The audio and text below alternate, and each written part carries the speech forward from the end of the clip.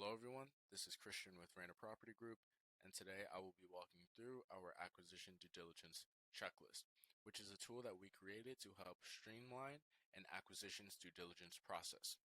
So starting off at the top, we have the title, Acquisition Due Diligence Checklist, and beneath this we can input the investment name, the property type, property address, and then the city and state. Here we have the due diligence timeline.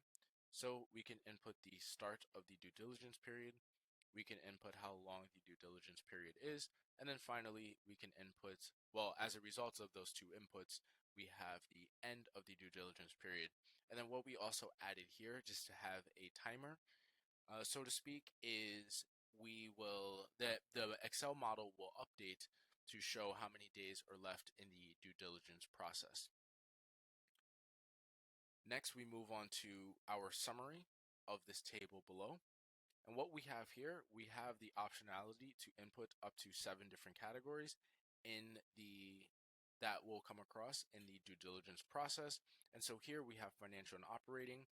And then in these columns to the right, we're able to see how many items are in progress. So that means that these have been requested.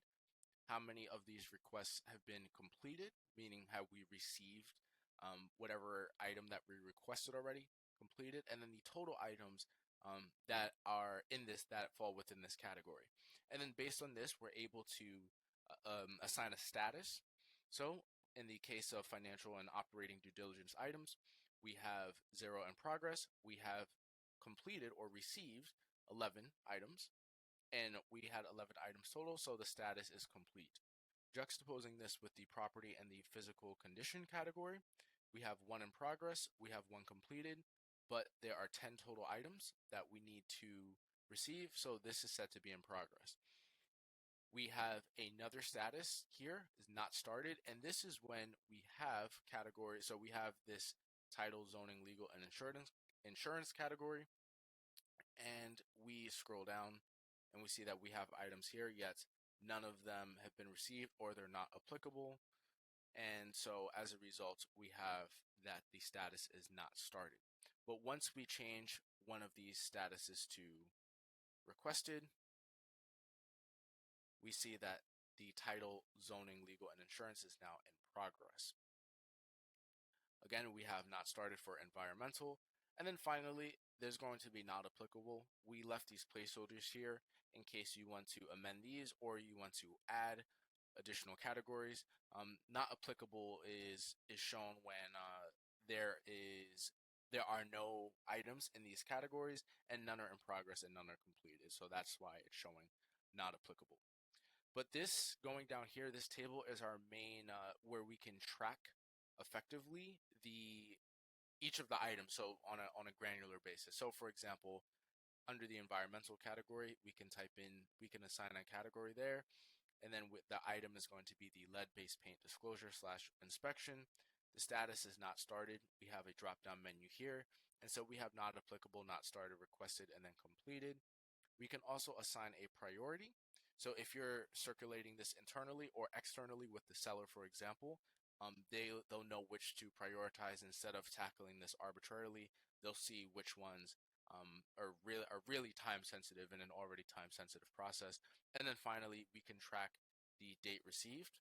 If we navigate down to the property condition report, I inputted the date that this was received.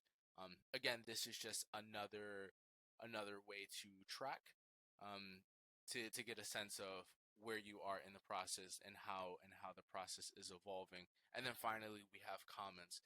Sometimes if let's say in the case of a lease abstract, we notice that tenants have been left out of it, then we'll make a note. Lease abstract is not comprehensive.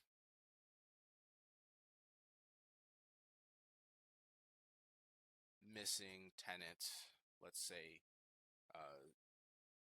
D. And so we have that, missing tenant D. And then we'll circulate this with whoever the relevant parties are, and then they'll be able to update this and say, okay, this is the status of it, and send you that given item. But that's really all that I wanted to cover with this with this checklist. It's not meant to be anything fancy. It's really meant to give you the meat and potatoes of an acquisitions due diligence process. The template already comes preloaded with many of the major line items that you'll realistically expect. I will note that this is a due diligence checklist. This can easily be transformed into being a transaction checklist. So if you want to keep this internally with your team and keep track of what we have received, or you want to add an underwriting category here, or somebody's conducting market research, someone is auditing the broker's model or offering memorandum, so on and so forth, you can add subcategories here, or you can add additional categories here rather. And then finally here, I should mention before wrapping up, we have the how many items are remaining. So we know that there are 38 items total in our list down here. We have completed 12, so of course 38 minus 12 gives us our 26 due diligence items that are still outstanding.